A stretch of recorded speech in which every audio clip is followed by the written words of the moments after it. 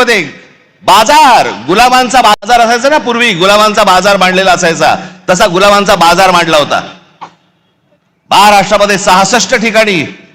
पैसे देऊन, पैसे वाटून फॉर्म माघारी घ्यायला लावले.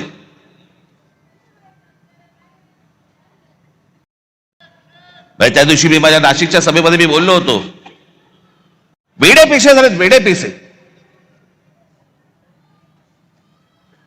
त्या दिवशी एका ठिकाणी तर कोणी, त्या एका माणसाने ते काय स्क्रुटिनी असते, समोरच्याचा एबी फॉर्म गिळून टाकला. बरं, दिवस नव्हता,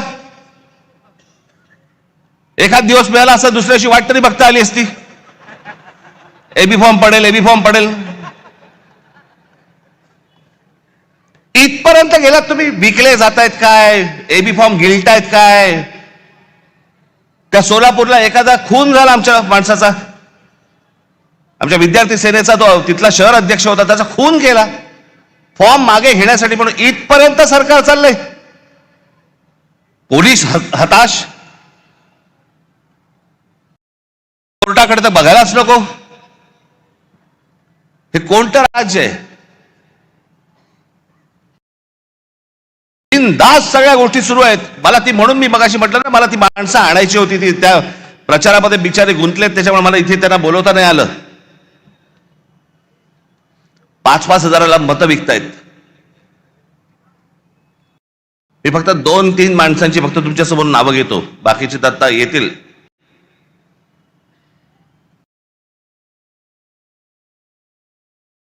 शैलेश धात्रक, एका, ते काय प्रभागात 4चा प्रभाग असतो ना, त्याच्यामध्ये एका कुटुंबातले 3 जण उभे आहेत. शैलेश धात्रक, मनीषा धात्रक आणि पूजा धात्रक. किती पैशाची ऑफर झाली असेल